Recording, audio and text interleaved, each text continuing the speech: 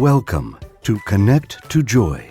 Your host, Carol DeChaine, is an intuitive spiritual guide for practical matters and marconic multidimensional energy practitioner. Her quest is to help you realize new possibilities, discover and release what holds you back, and enable you to manifest an inspired life filled with joy. Join us on this journey of transformation. Now, here's your host, Carol DeChaine.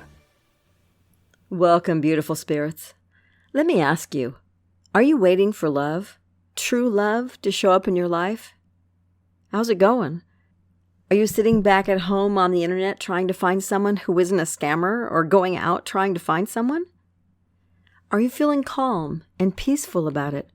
Or has it been some time, or maybe never, that you found someone you could call your true love, and you're waiting around, feeling anxious, worried, lonely, and maybe even desperate that someone will show up? I fall into this category myself. It feels sometimes like you're waiting forever, and you may give up or settle for second or third best. So what should we do?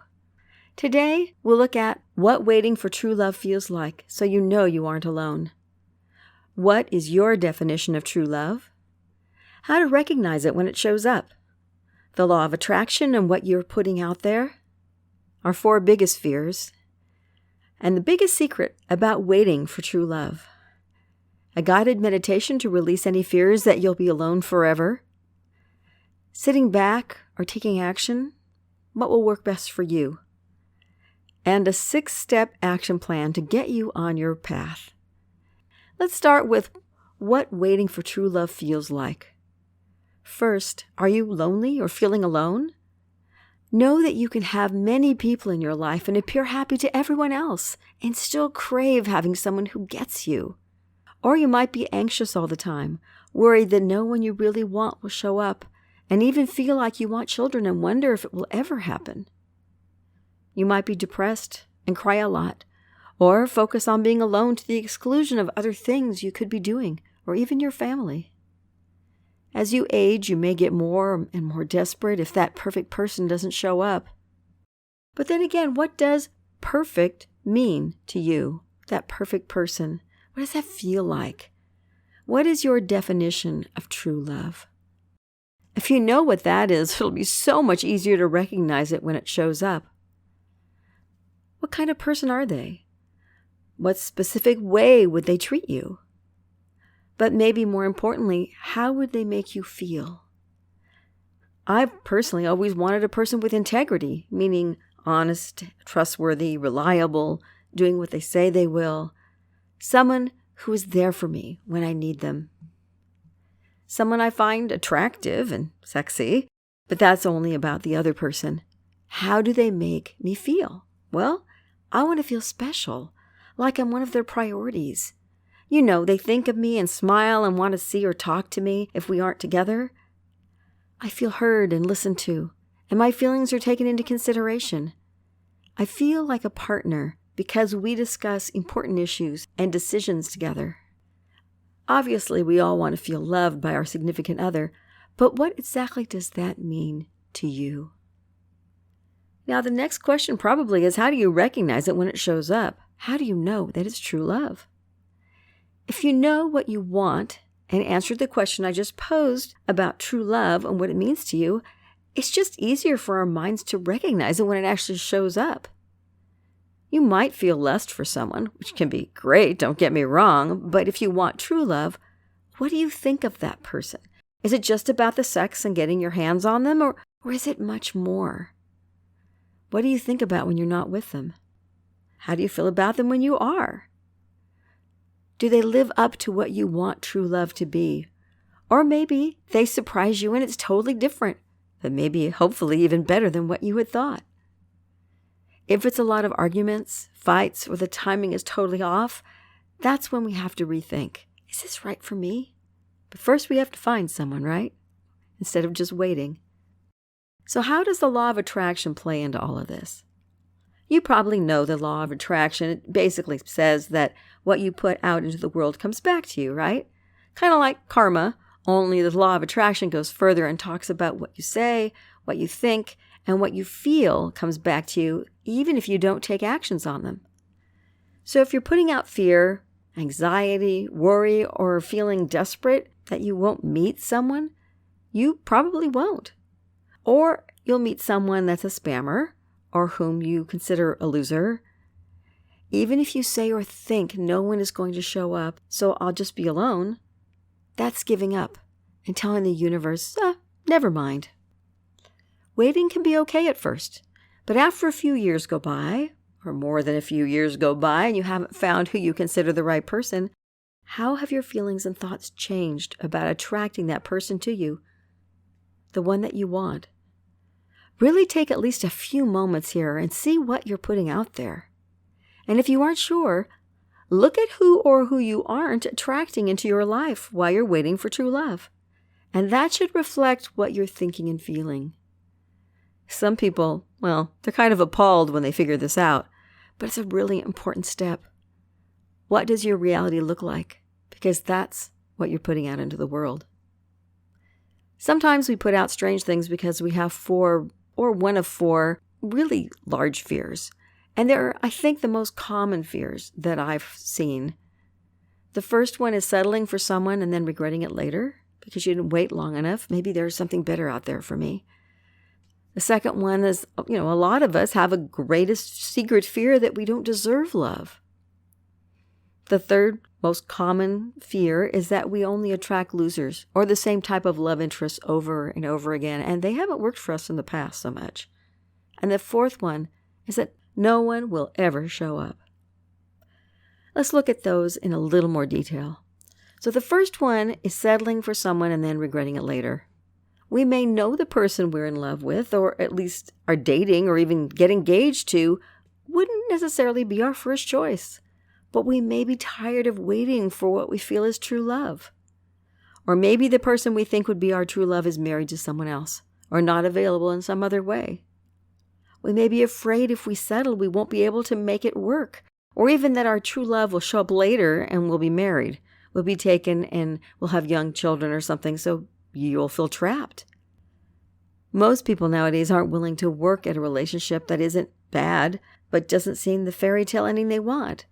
You'll notice that most fairy tales end, and they live happily ever after, but it doesn't talk about how they go about doing it, right? It just says, and there they go off into the sunset. Great, well, that's where a lot of stories begin and not end. That's the next chapter. So what happens? And you might, maybe, find that if you do feel like you settle, that you can work through those feelings once you get into the relationship, and you can grow it into an everlasting sort of love. Hint, just don't ever tell your significant other that you felt that you were settling. That could be a big problem. So that's just a little hint there.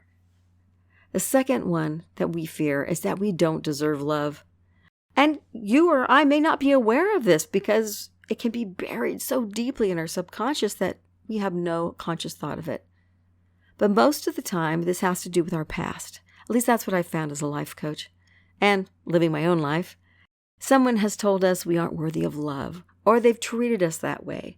Whether it's our parents, our teachers, the bullies at school, or past relationships, something got caught in our mind or our subconscious we've taken to heart.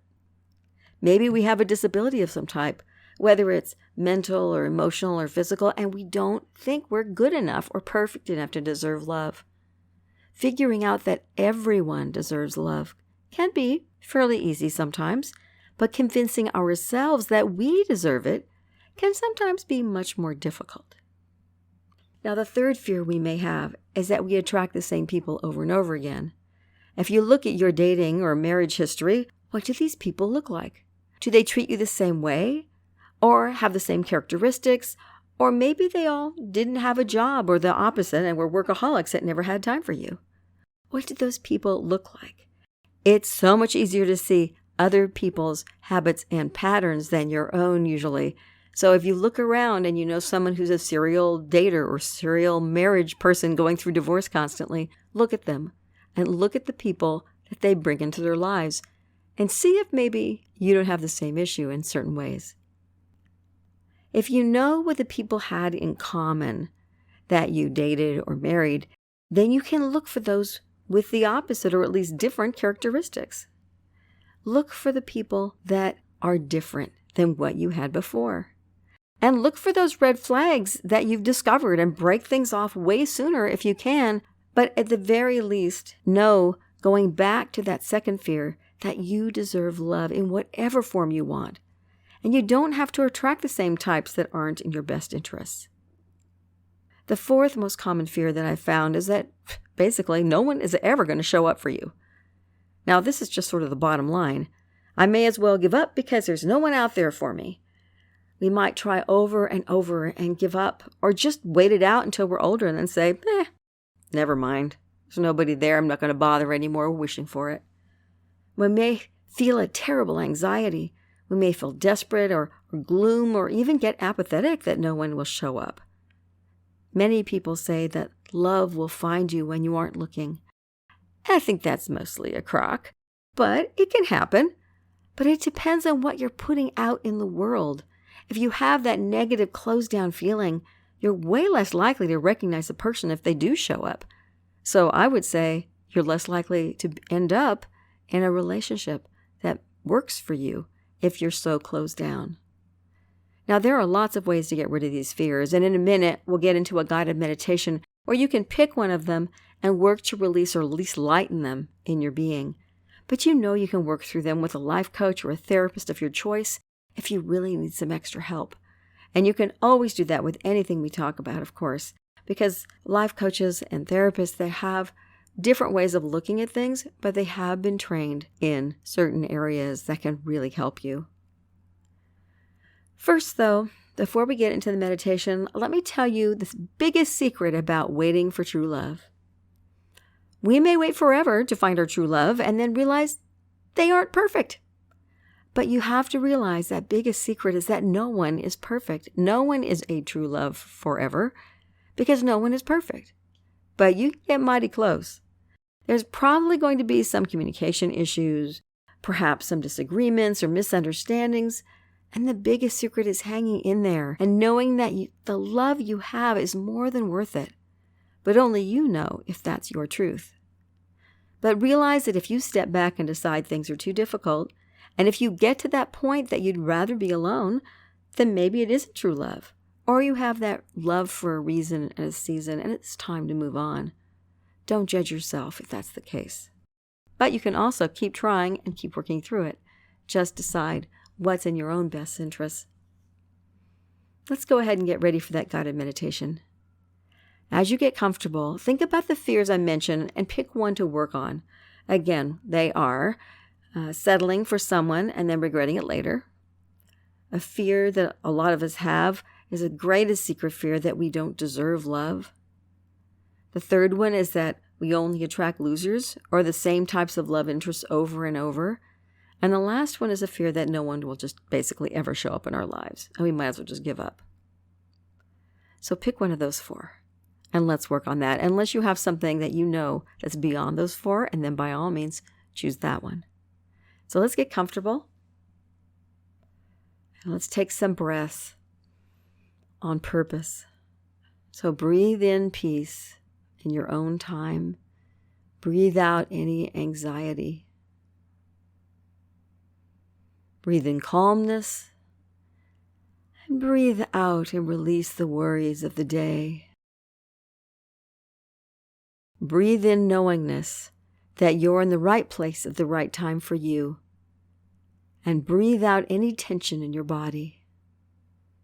Now think about the fear that you chose. Which one do you want to work on? Visualize what that fear looks like. Is it a big black cloud? Is it a dense energy, or maybe your mother or a teacher shaking their finger at you, or someone else that made you feel that fear, perhaps without even knowing it? And once you see what that fear looks like, visualize the worst case scenario and what that would look like. Imbue it with all the fear, all the worry, all the doubt, whatever you feel that makes you feel heavy. Make the feelings grow and get bigger. Seeing the whole thing being shoved into an unpoppable balloon. So no matter how big you make it, you don't have to worry about it popping. filling it up bigger and bigger, and letting the fear out of your body and into the balloon. The worry, the fear, the impatience, whatever it is you're feeling, the anger, any of those feelings that don't serve you. Realize you can choose to release the fear, just like you can release the balloon and watch it sail away. Ask your guardian angel, your higher self, Jesus, Mary, Buddha, or whomever you feel comfortable with, nodding the end of the balloon so that air can't escape, and taking it away with them. And watch that happen. Seeing that balloon disappear. All the while knowing that whomever took away the balloon will transmute the fear into peace and love. So think about that fear now. How much do you have left of it? Take whatever you have left and fill a second balloon with it. And if you feel like it's gone, choose another fear so you have a chance to release even more.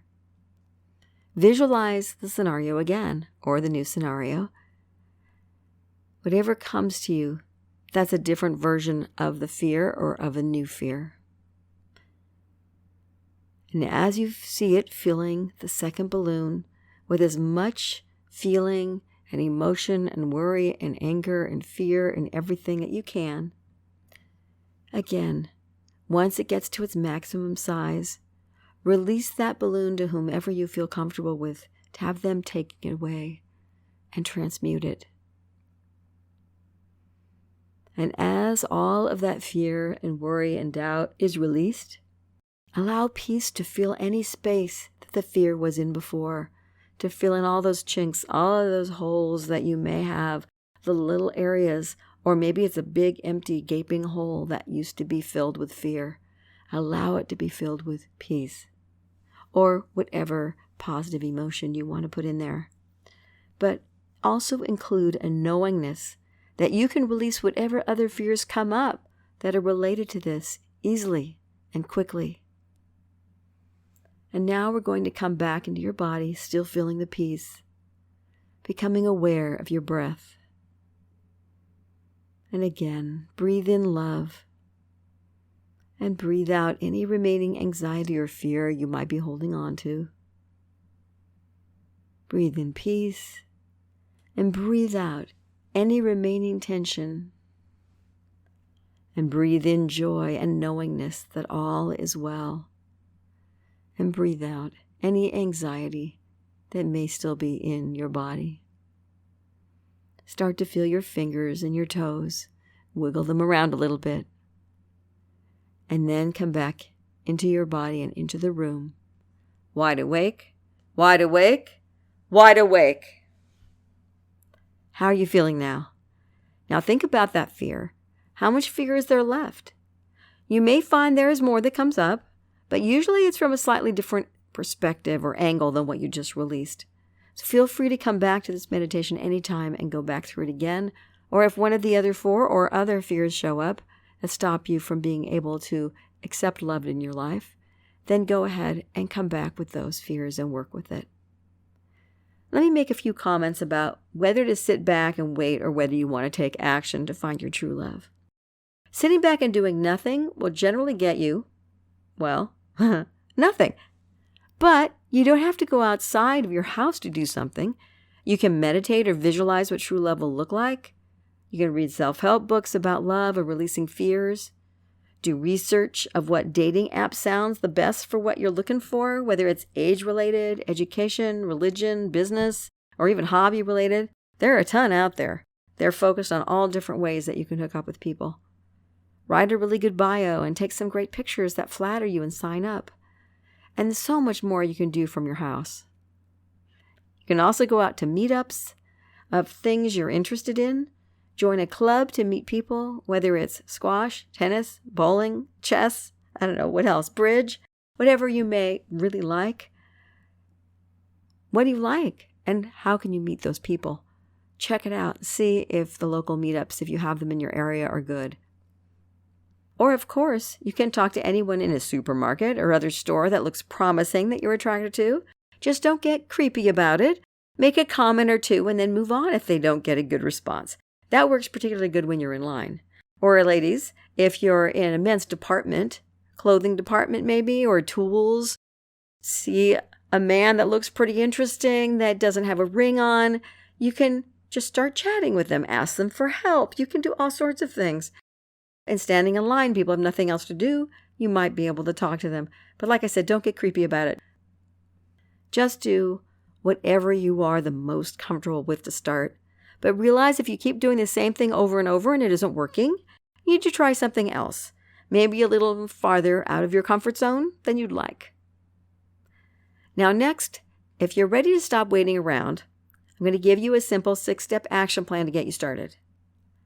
The first thing to do is think about what true love means to you, as I spoke about earlier, and write it down so you can kind of adjust it if you realize some of them aren't important. Or if you've left something really important out, then you can kind of tweak it. Visualize what you want as clearly as you can, and then make sure you release this or something better out to the universe. The second thing to do is to make, again, lists. Make a list of everything you want in your true love. I mean everything. It doesn't matter how long a list is, write every single thing down. I don't care if it's 100 or 1,000 different things or 5. What characteristics will he or she have? An example could be honesty, free of drugs, have a great job. I mean, it could be pretty much anything, and there might be a lot. Make sure you include finances. Don't say prosperity-minded if you're spiritual. Say they know how to deal with their money. They pay their bills on time. They have their own money. They can, or if you want to be taken care of and you have no money, say they have more than enough to pay for me. Nobody's going to see this. You don't have to show anybody. Write down whatever you want and don't feel funny about it. Like I said, include finances, include sex. Do you want it? Do you not want it? Make sure you include that. What kind of communication you want and what you want in connection with those things. Describe them. Because those are all major reasons that people don't stay together. So they're important. How you feel when you're with him or her. Those are all important things to do. Put down everything. You don't have to show anyone, like I said, so be as specific and don't worry about being politically correct. Just do what you want. And then read it over that day and maybe another day and see if you have everything important on it. And then change when need be. Maybe you have 3 or 4 things on there. You go, that's not really that important. I'm going to take those off. But, I forgot this 1 or 2 things that were super important. So then change it. And then after you've looked at it a few times, 2 or 3 times maybe, release it to the universe. You don't have to keep looking at it. If you print it out, close it up and put it off somewhere in a desk drawer and see what happens. Or don't print it out. I like printing it out, having it in my hand and reading it one more time, closing it up, releasing it to the universe, and then putting it, like usually in my desk. Or sometimes I find it years later in some random weird place that I didn't even know I put it in. But that's the first 2. And now that you've written those things, how do you feel? Look at the 4 greatest fears we discussed and see if any of those or other fears, worries, or doubts, how they pop up. And try to deal with them now so you can set your feelings toward the positive side. Remember that law of attraction. You want to be in a good place when you put your intention out into the universe about what you want. Choose 3 deal breakers and 5 must-haves or thereabouts. This is number 4. You want to look at them in your list and choose 3 of the deal breakers and 5 must-haves. And keep those in the front of your mind when you're dating in person or online. It's so much easier to see red flags that way because you'll know what's absolutely yes and what absolutely no. The 5th step is to decide if you feel more comfortable with online dating or you prefer to meet people in person up front to get a feel for them. If you always choose the same way and it doesn't seem to be working, like I said before, take that deep breath and try the opposite at least a few times to see how that works. It might be a disaster, or maybe you'll get used to it and you go, this isn't so bad and this is producing kind of good results. I should have done this all along. The most important things, number 6, after you've done all 5 of the other steps, take action. If you decide to go online, decide which 1 or 2 sites and then take pictures, write a bio and sign up with 1 of them or 2 of them. Make sure you're consistent and when you check who responds to you and you're looking, spend a certain amount of time every day if you really want someone. And then check For red flags, make sure you cut it off quickly if you find any. Now, if you decide for in-person, you can take lots of different directions and go lots of different ways. You don't have to publish it on Facebook or anything, but ask friends and family if they have anyone you can meet. Ask them for details. It never hurts to have a blind date with someone that your friends know, that your family knows. They usually know if they're decent or not. You're not going to have usually a serial killer like you might if you go online. Ask for help, but like I said, I wouldn't necessarily post on Facebook. You might get some random weird people. So be careful on how you advertise that. And like I said before, keep an eye out wherever you are, especially at the grocery store, if it's near your home or you want to go somewhere where there are richer people. If you're into wanting someone with more money, go to an area that is more well off and go grocery shopping there. And whenever you stand in line, see if there's anyone interesting and start talking to them. You can do it at a department store or anywhere else. Waiting in line is a great time to strike up a conversation about just random things to see if they'll respond. Make sure it's with someone who interests you, but you can practice with just about anybody just to see if you're getting more comfortable doing that. You can join a health club and talk to people in between workouts. You can look for meetups in your area of things you're interested in. But if you choose something that's more likely to have the same sex, you might want to think again if you're heterosexual. For example, if you're a quilter at women and you go to a quilting class, just know you're way more likely to meet other women, which is great for getting friends, but not necessarily for looking for love. If you're a single parent, see if there are groups for you out there, maybe surrounding the school where your child goes. There are so many ways to meet people if you get creative. And again, if you see red flags, either online or in person, just be aware. You can either immediately step away if they're huge red flags, depending on how big they are, or you can just keep it in the forefront of your mind in case things aren't working and you see a second red flag and go, I wasn't imagining things the first time around. Depends on how connected you feel to the person when a red flag shows up. Try the action plan and see how it makes you feel.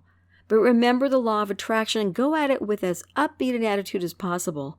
People can feel the desperation, the anxiety, and any other negative emotions, and you may only attract people with the same types of feelings that you have, which may not be what you're actually looking for. Today we've covered a lot of ground about waiting for your true love to show up. We've looked at what waiting for true love feels like, what your definition of true love is, how to recognize it when it shows up, the law of attraction and what you're putting out there, 4 of our most common greatest fears, the biggest secret about waiting for true love, a guided meditation to release one of the 4 greatest fears, or if you had a 5th one of some sort, you could use that, sitting back or taking action, which is the best choice for you, and the 6-step action plan to stop waiting around and get moving. Waiting around for true love can take years. Whether you're 18 or 80, you might feel like life is passing you by and your love life will never appear. It seems like usually around 30 or 40 we get the most desperate or worried, especially if we want children. But hang in there. Look at those 4 fears and see if any of them apply to you. And then take some time and work through them. Deserving love seems to be one of our biggest fears, especially women, that we have. But if you can look back, see where that fear comes from, and work through it, your whole love life can open up and change, let alone the rest of the areas of your life. If you know what type of love you want in your life, describe it and feel it. You'll be so much more able to recognize it when it shows up. And know that almost the entire human race yearns for love. So know you aren't out there alone if you feel like you're still waiting for love to show up. And if you're stuck in a relationship that isn't what you want, look at why you aren't happy. And see if you can shift and grow that relationship into something you would love to stay in. Don't give up on love showing up for you, but don't be a hopeless romantic about it. Be a hopeful one. Thank you for joining me here today. If you'd like to know more about intuitive spiritual or life or business coaching with me or marconics multidimensional energy, please check out my website, www.connecttojoy.com, just like this show. And follow me on Instagram at, you guessed it, Connect to Joy. Until next week, be courageous and reach higher. Just take one step at a time on your journey. get the help you need, and get out there and find your joy and hopefully the love of your life, because you deserve it. Thank you for listening to Connect to Joy. If you love the show, make sure you rate, review, and share this podcast, and subscribe so you never miss an episode. Contact the host, Carol DeChaine, with questions and comments, ideas for future episodes, or if you would like to become a guest. And remember, transformation is a journey and not an end destination. So be kind to yourself, because you are already enough to have the joyful, limitless life that you desire.